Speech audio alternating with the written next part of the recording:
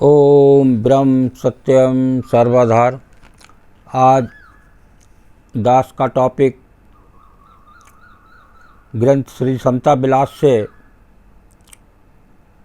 Topic है आत्मिक उन्नति कैसे होती है।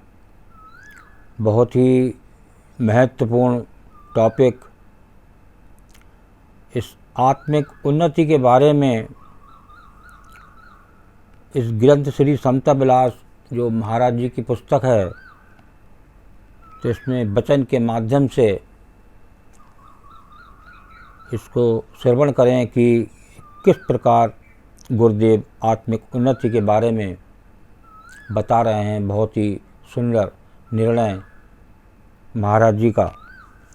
तो सबसे पहले ये पेज नंबर 71 वचन नंबर 113 113 इसको श्रवण करें।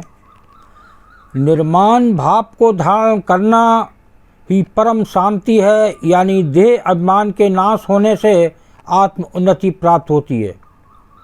बहुत ही सुंदर महाराज जी का ये निर्णय। देह अभिमान के नाश होने से आत्म उन्नति प्राप्त होती है। आज तक देह का अभिमान नहीं गया, और जब देह का अभिमान जाएगा तब एक ईश्वर के प्रति विश्वास पैदा होगा और वो आत्म उन्नति जो महाराज जी बता रहे हैं वो प्राप्त होती है। इस वास्ते सब कुछ ईश्वर का समझकर उसी के चरणों में भेंट करना चाहिए। इस निश्चय से मिथ्या पदार्थों की कामना नाश हो जाती है और केवल एक नारायण का सिमरण प्राप्त होता है जो असली समता धाम है। हर वक्त ऐसी धारणा धारण करनी चाहिए। एक गुरु में लगन जो देह की ममता को नाश करता है और एक आत्म तत्व की उन्नति करवाता है, वो है गुरु, वो है सद्गुरु। आगे दूसरे वचन श्रवण करें। ये पेज नंबर 131 131 वचन है 105 105। आत्मिक उन्नति जो असली धर्म है, इन 5 मुख्य साधनों के धारण करने से प्राप्त होता है। इस वास्ते हर वक्त अपने मन को इन सत्कर्मों में लगाना चाहिए जिससे अभय पद प्राप्त होवे। जब विद्या की सार सब योग की सार यही है कि मन सब पापों से छूटकर अपने सत्स्वरूप में लीन हो जावे। ये परम सिद्धि इन 5 साधनों से जल्दी प्राप्त होती है और सब गुणी पुरुषों का जीवन आदर्श यही 5 नियम हैं। दृढ़ निश्चय से इन नियमों को धारण करना चाहिए जिससे दुर्मति का अंधकार नाश होवे और आत्म तत्व में निश्चलता मिले। देखिए कितना सुंदर गुरुदेव का निर्णय। आगे 2 वचन और श्रवण करें। ये पेज नंबर 236 ये 74 और 75 वचन है। उसके बाद दास 1-2 वाणी प्रस्तुत करेगा और फिर वाणी को विराम देगा। वचन 74 पवित्र आहार भूख निवृत्ति की खातिर खाना और बाज मौका कहते हैं किसी किसी अवसर पर निराहार रहना, ये आहार का व्रत है। एक बार फिर श्रवण करें। पवित्र आहार भूख निवृत्ति की खातिर खाना और बाज मौका यानी किसी किसी अवसर पर निराहार रहना, ये आहार का व्रत है। ये व्रत ऐसे होना चाहिए कि हफ्ते में व्रत रख लिया और जो आहार से भी ज़्यादा ऐसे व्रतों में पहुंच जाता है, तो ऐसे व्रत से इसे जीव को, ये मानव को कुछ नहीं मिलने वाला। अपने कारोबार में पवित्रता हासिल करनी और अपनी कमाई सत्कर्मों में लगाना, किसी के साथ धोखा ना करना, सब इंद्रियों पर काबू पाना, मर्यादा से कारोबार करना, वक्त मुकर्रर करते कहते हैं समय निश्चित करके, ये व्यवहार का व्रत है अपने विचार की आंतरिक सोच और मुख से उच्चारण करने में पवित्रता हासिल करने और किसी से कपट न करना और बार बार सत्पुरुषों के इतिहास विचार करना और अपने जीवन में सत अनुराग को धारण करना और हर एक की भलाई विचार करना, ये विचार का व्रत है। तो ये विचार का व्रत कितना सुंदर महाराज जी का इस व्रत के बारे में निर्णय। तो जो आहार हो वो एक भूख की निवृत्ति के लिए हो, ना कि स्वाद के लिए। एक लास्ट वचन को और स्मरण करें, 75। सत्पुरुषों की संगत करनी और उसके सत वचन को अपनाना, अपने मन की दुष्ट वासनाओं को त्याग करके निष्काम भक्ति धारण करनी, ईश्वर विश्वास और लोक सेवा को हृदय में धारण करना, संसारी ऐश्वर्य प्राप्ति के मान गुमान का त्याग करना, सब कुछ ईश्वर का ही जानकर निश्चय से सिमरण करना और अधिक प्रीति से अधिकारी की सेवा करने, ये सत्संग का व्रत है। क्योंकि सत्संग के व्रत के बारे में बताया गुरुदेव ने।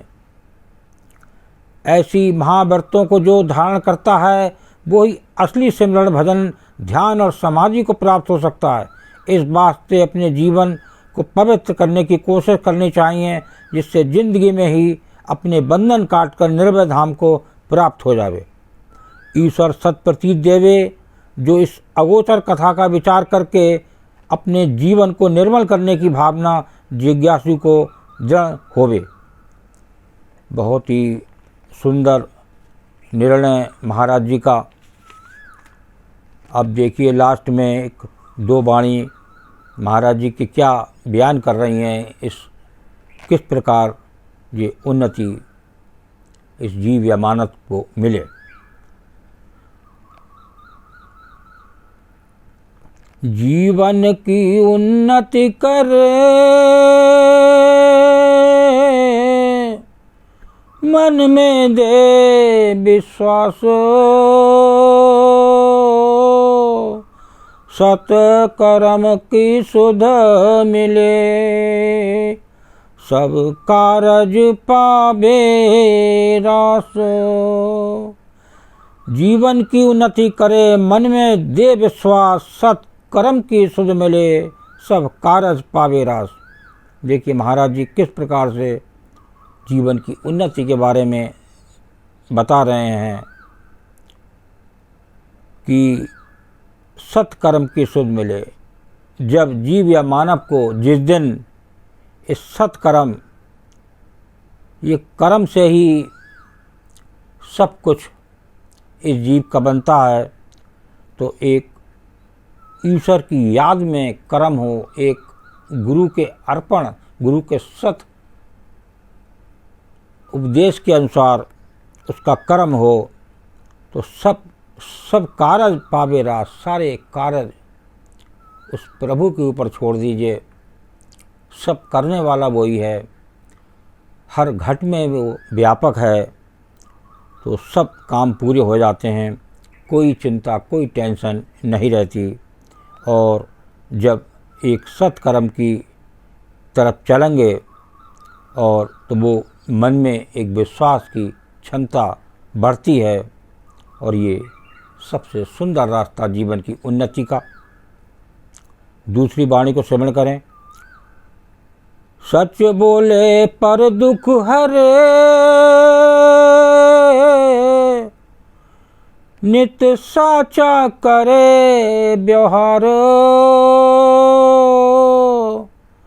गुनी पुरुष का संग करे, ना बैठे कभू बेकार। सत बोले पर दुख हरे, नित साचा करे व्यवहार,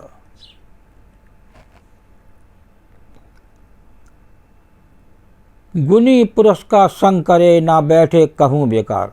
देखिए कितना सुंदर इस वाणी का निर्णय। जो सच बोलता है, एक प्रभु के रास्ते पर चलता है, एक गुरु के बताए हुए अनुसार अपना जीवन यापन करता है और पर दुख हरे, एक दूसरे के दुख को वो मानव देखे कि दूसरे का दुख क्या है, पर दुख, यहाँ दूसरे दुख की बात हो रही है तब, और एक सच बोले, एक गुरु के अर्पण जीवन बनाए, नित्य साचा करे व्यवहार, और एक व्यवहार दूसरे के प्रति न सच्चाई से भरा हुआ हो, गुणी पुरुष का संग करे, ना बैठे कबू बेकार। और एक जो गुणी पुरुष होता है, बहुत कम इस संसार में गुणी पुरुष होते हैं जो एक सत्संग के माध्यम से अपने जीवन यापन करते हैं, एक गुरु को अर्पण करके अपना जीवन यापन करते हैं, वो बनता है गुणी पुरुष। एक आध्यात्मिक तरफ उसका मन बना हुआ हो, तो ऐसा प्रतीत हो, ऐसे गुणी पुरुष का संग यहाँ महाराज जी बता रहे हैं। सत्पुरुष के ध्यान से जाए इच्छा का रोग, मंगत सतगत पाइए जब पूरन गुर संजोग। तो देखिए वाणी क्या कह रही है, एक सत का ध्यान करने से एक मेन जो इच्छा का रोग होता है, एक इच्छा अंत में रह जाए तो उसे आत्मदर्शन नहीं हो सकता। जो लास्ट ये जीव इस संसार से विदा होता है, जो इच्छा उसके मन में होती है, उसी इच्छा के अनुसार उसे अगला जन्म मिलता है। तो ये विशेष गुरुदेव की बात, तो इसमें एक विशेष ध्यान रखें, दूसरे के दुखों का ध्यान दें, जितना हो सके दूसरे को सुख मिले। तो जब दूसरे को सुख मिलेगा तो अपने आप भी सुख मिलेगा, एक भावना रहती है। जितने भी दुख, जैसे प्रभु सबके दुख हर लेते हैं, इस प्रकार एक गुणी पुरुष को चाहिए कि दूसरे के दुखों को हरे, तो और एक व्यवहार उसका ठीक हो, तभी उसका जीवन एक उन्नति पूर्वक हो सकता है। ओम ब्रह्म सत्यम सर्वदा दास का। अगर ये चैनल अच्छा लगा हो तो इसे सब्सक्राइब करें, बेल प्रेस करें, लाइक करें, शेयर करें, ताकि आगे आने वाला वीडियो सर्वप्रथम यूट्यूब में मिले। ब्रह्म सत्यम सर्वदा।